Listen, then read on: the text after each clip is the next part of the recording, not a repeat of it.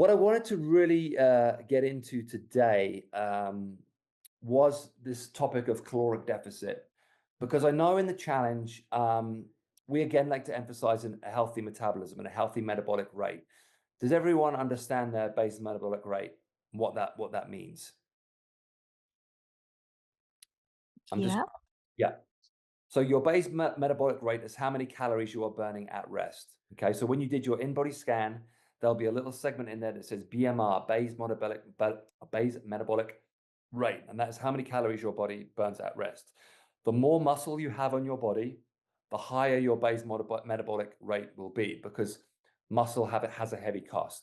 Muscle needs calories. Muscle eats calories, which is why we try and encourage the building of lean muscle tissue during the challenge, because it will increase your base metabolic rate and make it easier to burn fat, because you're starting off from a higher point. Your body's already a furnace. It's already a caloric furnace that's burning through those calories. So we always try and get people to a healthy metabolic rate. So I put in my stories the other day, and if anybody wants this, just reach out. It's a basic guide to what a healthy metabolic range is relative to age, height, and gender. Now, broadly speaking, once we're in the like 1200 plus, mine's going to be more like 2200 if you're for a 200-pound male. If you're a 120, 125, 135-pound female, you're going to be more in that 1200, 1300 range of base metabolic rate. That's a good, healthy place to be in. Obviously, if I was sub 1,000, if my base metabolic rate was sub 1,000, I'd be very concerned that, I've really done some metabolic damage to my body. And usually that just comes from too much stress. And what I mean by stress is I've calorically restricted myself for too long. I've been doing way too much cardio. I've done the classic thing of, I need to do more cardio, I need to eat less. I need to do more cardio, I need to eat less. I need to do more cardio, I need to eat less, which just leads to too much stress and your body down regulating that metabolism, which gets you in a really bad spot, because at that point it's really hard to burn fat, because your body actually starts storing fat. It's like, oh fuck, this person's going to starve me. I got to save myself. I'm going to store fat. So we always encourage that building of a strong base metabolic rate. Once you establish that, it's then okay to be like, okay, I've established my base metabolic rate, but I do want to lose some fat. So I need to create a caloric deficit. Okay. A caloric deficit just means you are eating less calories than you are burning. Okay. So let's say on any given day, let's say your base metabolic rate is 1200. Let's say you're going to the gym and you're burning 350 calories. So I'm at 15.5. To create a caloric deficit, what do I need to do? Eat less than 15.5. Then I'm in a caloric deficit. Now, how much of a caloric deficit will depend on how big of a person you are.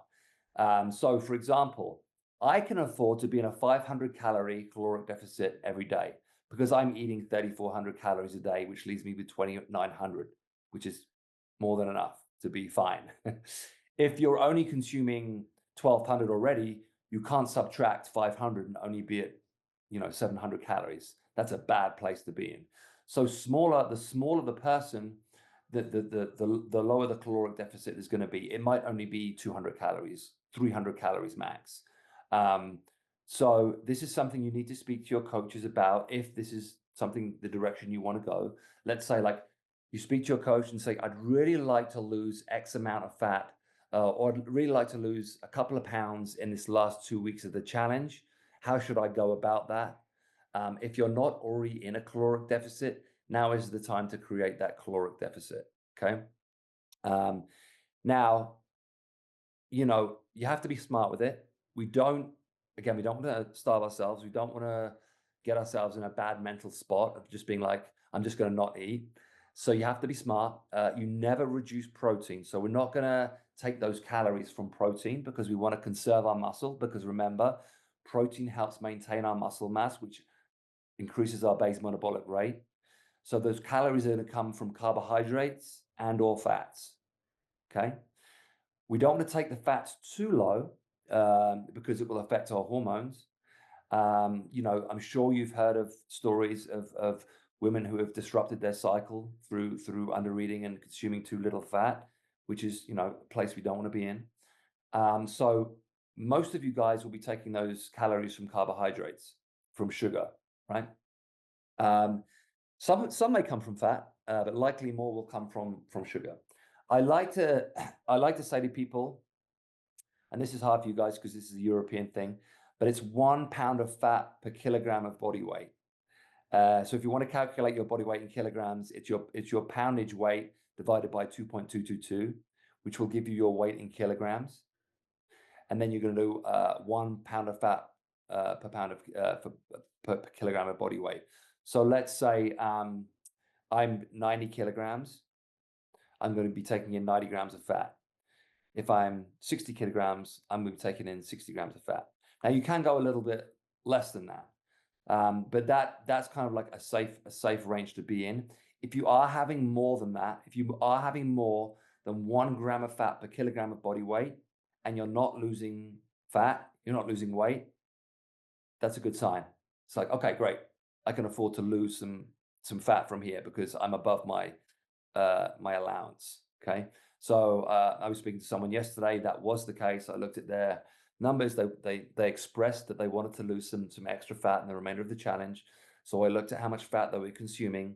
It was over their body weight in kilograms, so I cut the fat. Didn't cut it by that much, but it's enough to make a difference. That plus a restriction in carbohydrates and sugar should get her where she needs to go for the remainder of the challenge. So it's again, it's a numbers game. It's annoying as it is and as fiddly as it is. This is why we try to get people to track. It's very hard to eyeball these things once you get down to the nuances of stuff. You can do it. You can just be like, okay, I'm just going to take in less carbohydrates and less fats on any given day, or maybe there's a meal where you cut out the carbohydrates or a meal where you cut out the fats, whatever it is. So you can eyeball it in that way. It's harder to be accurate, obviously. So if you are tracking, that probably is the easiest way. So again, speak to your coaches and be like, okay, what should my numbers look like? And if you have any issues, or if your coach, needs some help with that as well, like I'm more than happy to help you guys get the numbers right. And again, the important thing is that at the very least, by the end of the challenge, you should be very clear about where you're going from here and what happens next. Whether it is like, okay, I want to get to this body fat percentage, or I want to, if you've got a weight in mind that you want to be at, this is the point. We can get you there. It's all just at the end of the day science. um, Hopefully by now we've got the exercise down. We're fairly consistent with that. We've been flirting with the food and the app and all that kind of stuff, and we've kind of got the idea of it. And just know that at a certain point, I always say, like, I can eat intuitively and get to 12% body fat fairly easily. Now, if I want to get to 8% body fat, then I need to start paying more attention. Then it gets a little bit more tricky and a little bit more sciencey. So you can get so far just going off feel and kind of eyeballing things, but at a certain point, if you're really serious about taking the next step, then numbers are going to become important. But again, I can't emphasize enough that you can't restrict from restriction. A lot of people come into the challenge and they've been chronically undercaloried for a long time. They've been starving themselves for a long time and have got super frustrated that they can't lose the fat that they want to lose. And it's because their base metabolic rate has gotten too low. Their body has down-regulated their metabolism, and now it's really hard to burn fat. So take the time to establish that good, healthy base metabolic rate first. Put the lean muscle tissue on your body. Try and create that D shape in your in body. If you don't know what that D shape is, let me know. It should be in your PACs. But again, all that means is you have more muscle on your body than you do fat. Then I'm in a good metabolic place once that happens, once I've created that D shape. And again, once you do create that D shape, it'll be like, okay, I'm in that D shape. I can afford to add some caloric restriction. You have to just be smart with it. This has to be healthy. The unhealthy approach doesn't get you far. It'll work for a while and then you'll be in trouble. So be smart with it, be healthy with it, and take care of yourselves when you're doing it. And always ask for advice and ask for help. A lot of the problems with food are psychological problems.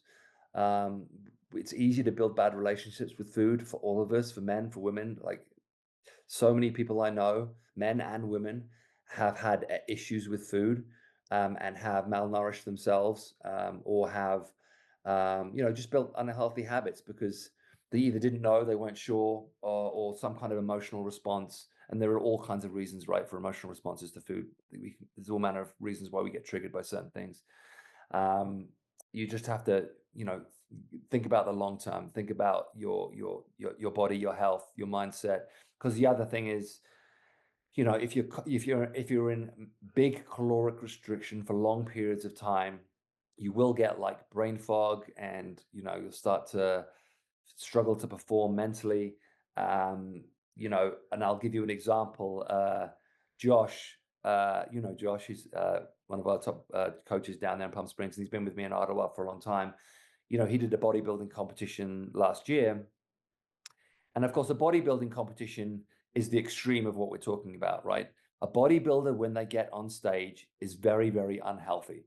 They have malnourished themselves to get to that body fat percentage, because that is the sacrifice of the sport. But when they get on stage, they are massively fatigued, massively malnourished, terrible brain fog. Josh was useless as shit by the time competition day came around. He was just like doing whatever he could to get through the day, but his mind had kind of left him at that point because you just don't have the nutrients to support brain or body. So just know, like, sometimes we look at magazines and we look at people on stage. I mean, like, they look incredible. They must be the pinnacle of health. But the irony is, of course, they've had to become very unhealthy to get to that point, and it doesn't last for long. The moment you get off stage, um, you're going straight to Pizza Hut and eating as much food as possible. Uh, so, for most of us, unless, we are competing athletes and we are, needing to win something that requires it and that it's worth the sacrifice, for most of us, it is not worth the sacrifice. We're just trying to be healthy human beings who are going to live a long time and live a very active life. For most of us, that is the goal. So be safe with it, be smart with it.